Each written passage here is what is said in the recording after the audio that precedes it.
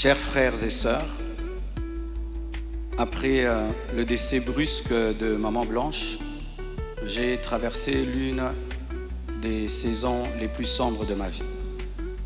J'étais au bord de la dépression, même de l'AVC et même de la mort. Mais beaucoup ne s'en sont pas rendus compte, car je faisais l'effort de rester fort pour vous encourager et pour que l'Église ne devienne pas un lieu de deuil permanent. La solitude, les nombreux questionnements, la douleur de mes enfants, l'innocence de mon bébé, le poids du ministère, la gestion de mes affaires, de ma maison et même de moi-même, tout cela pesait terriblement sur mes épaules. Il m'arrivait de sécher mes larmes avant de prêcher et de pleurer dans mon bureau après avoir prêché. Dans cette épreuve, le pasteur Ézéchiel Moulumba, un ami d'enfance et fils du même père spirituel, me parla un jour de sa fille Esther. Mais je lui répondis que je n'avais ni la force ni la tête à cela. J'avais même demandé à Dieu le don du célibat dans l'espoir de ne plus jamais ressentir le besoin de me marier. Mais Dieu ne répondit pas à cette prière. À plusieurs reprises, par l'intermédiaire des prophètes, des songes et des convictions personnelles, le Seigneur me fit comprendre qu'il voulait que je continue ma route et que je refasse ma vie avec quelqu'un d'autre, et qu'il était dangereux pour moi de rester longtemps dans le veuvage, car un plan maléfique se tramait contre ma vie, mon ministère, ma famille et l'Église. Je me souviens d'une vision particulièrement marquante. J'étais dans une chambre encerclée de très longs serpents aux couleurs magnifiques. Ils faisaient semblant de dormir, attendant que je marche sur l'un d'eux pour m'attaquer. Leur venin était aussi mortel que la beauté de leur couleur. Un seul carré d'1 mètre sur 1 mètre me servait de refuge. La pièce avait une unique fenêtre qui ne pouvait s'ouvrir que de l'extérieur. Et je voyais une servante de Dieu venir ouvrir la fenêtre afin que je puisse m'échapper. Dans cette agonie intérieure, le Seigneur me poussa à recontacter le prophète Ézéchiel, qui me donna le numéro d'Esther. Mais au début, elle ne répondait pas. J'en fis part au prophète qui lui transmit alors mon propre numéro. La première chose que je lui avais demandé, c'était de prier pour moi. Ensuite, nous avons commencé à échanger. Je lui ouvrais mon cœur, elle m'écoutait, me soutenait, priait avec moi, tout en continuant à remplir fidèlement ses responsabilités au travail, parce qu'elle était une responsable là où elle travaillait. Et à l'église, elle était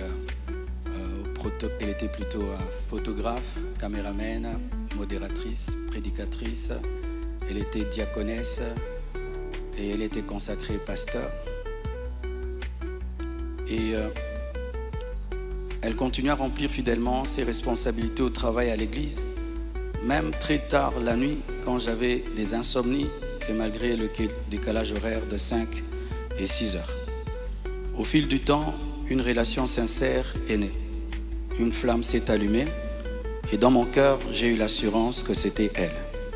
J'en ai parlé à son pasteur, à mes parents, à mes pères spirituels et à mes amis, afin de ne rien faire sans redevabilité, conseils et prières des autres. Même mes enfants ont été associés. Ils ont souhaité la rencontrer, ce qui s'est fait selon le timing de Dieu à Bruxelles. Le Seigneur m'avait parlé d'une période d'1 an.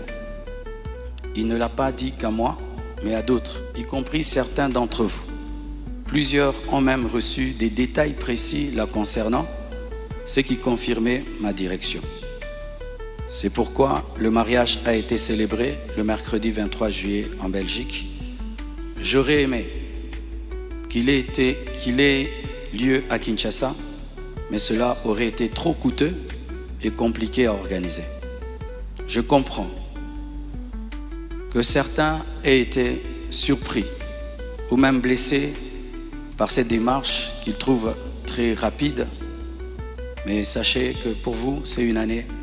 Mais moi, j'ai senti que j'ai fait 3 ans, tellement que c'était terrible, mais je ne pouvais pas, sur cette chair, vous relater ma vie. Si cela vous a offensé, je vous présente mes excuses les plus sincères. Mais sachez ceci, le Seigneur s'est servi d'Esther pour que mes enfants, après avoir perdu leur mère, ne perdent pas leur père. Pour que la compassion ait toujours un pasteur debout. Je l'aime profondément.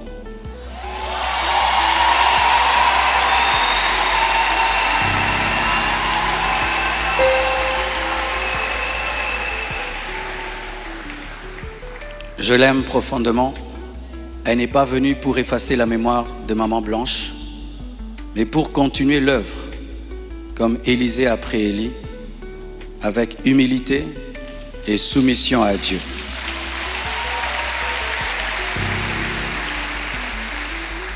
Priez pour elle, elle est étrangère, c'est sa première fois d'être au Congo.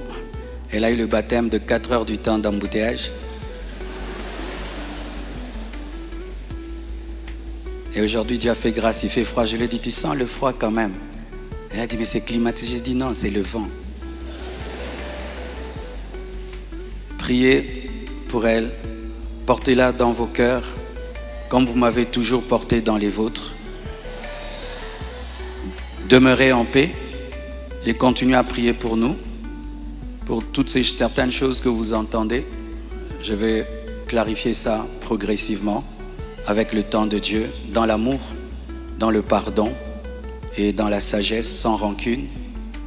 Et merci de tout cœur et que Dieu vous bénisse abondamment.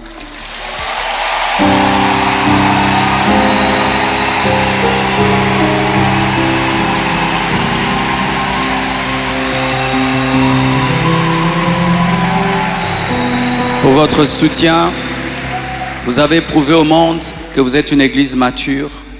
Vous avez prouvé au monde que vous êtes une église enracinée. Vous avez prouvé au monde que votre foi est fondée sur Jésus. Vous avez prouvé au monde que vous êtes une église 4x4, une armée de Dieu.